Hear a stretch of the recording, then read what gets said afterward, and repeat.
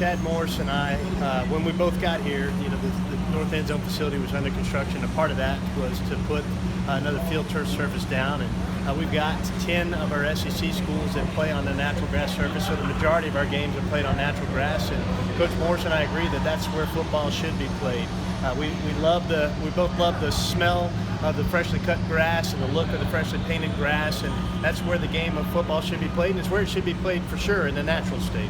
Did heat factor in that a little bit? You get on that artificial turf and it's really hot. Well, you go down there today and you stand on that blacktop that's down there, which is what the artificial sidelines will be on top of, and it's really hot. And so definitively, especially those early season games in September when it is hot, it does play a factor in the student athlete welfare for sure. There were those that were surprised by this because he runs kind of a spread speed offense type thing, and the always idea has been that turf is faster. So I think some of the fans were kind of surprised when that decision was made. I think Coach Morris and his coaching staff, they believe natural grass is faster.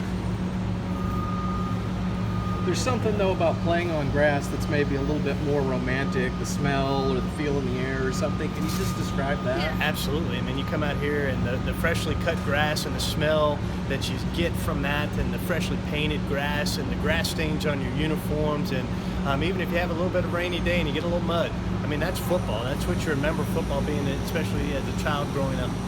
Now, the problem they had with natural grass in the south end zone with the sun, late in the year when it went lower, they kind of had trouble keeping that grass green.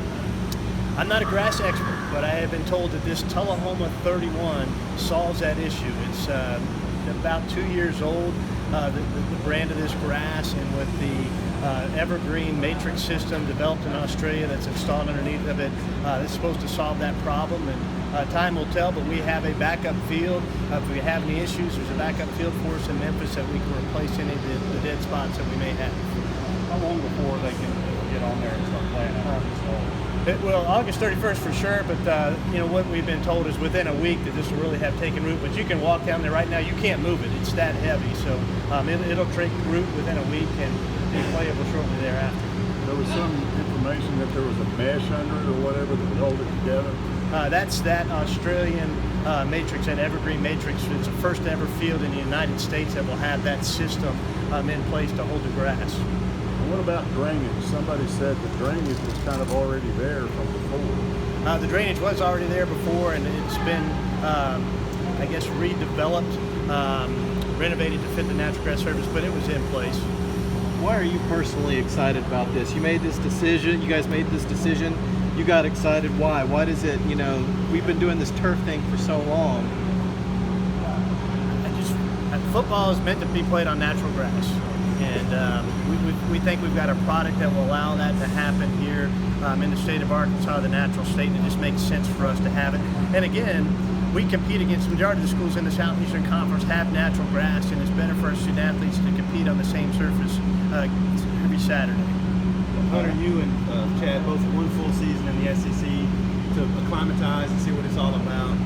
What do you see in place for him, a foundation in terms of building this program up to into contention? Well, what he talks about is culture, and even through a 2-10 season, the culture was really taking shape for our football program under his leadership, and you can see that as you go out and watch practice, that there's kind of a new energy within our football program. We got a very positive attitude. We have some young players that are going to play this year. I think the numbers are 50 true freshmen, redshirt freshmen or transfers, and 20-some sophomores. So we've got some young men that are going to have to play and have to develop some confidence early, and I think that's why we have a favorable schedule early in the season to help those young guys get some confidence. One of your sons is now a part of that. What's it like to have Jake up here? I tried to let him spread his wings and kind of make his own path here at the football program here at the University of Arkansas. But it's really neat for a father to have him a part of what Chad Morris is building here in the culture. And it allowed Jake, me being here, to kind of take a peek behind the curtain and see what Chad was building. And I think he felt like after he went to Colorado and then saw a peek behind the curtain that this was the right place for him to play football.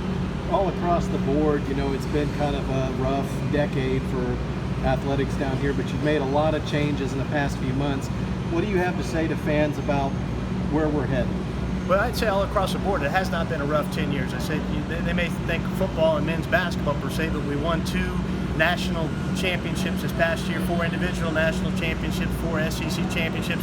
We finished ranked as the 23rd overall athletic program in the country. But I understand, Coach Morris understands, Coach Musselman understands that people, Arkansas fans, they want to see our football and men's basketball program have the same level of success that our baseball program is having, that our track and field programs having, that our men's golf programs having. And that's what Chad Morris and Eric Musselman are building towards. Those two coaches have kind of gravitated toward each other. I mean, Musselman was out here the other day. They talked. They kind of have similar philosophies about a culture, the player-led culture within their team. Is that pleasing to you? Absolutely. I mean, if your football and your men's basketball programs can be in sync, the coaches can be in sync, and they can share similar cultures, that's going to help both of those programs develop and grow.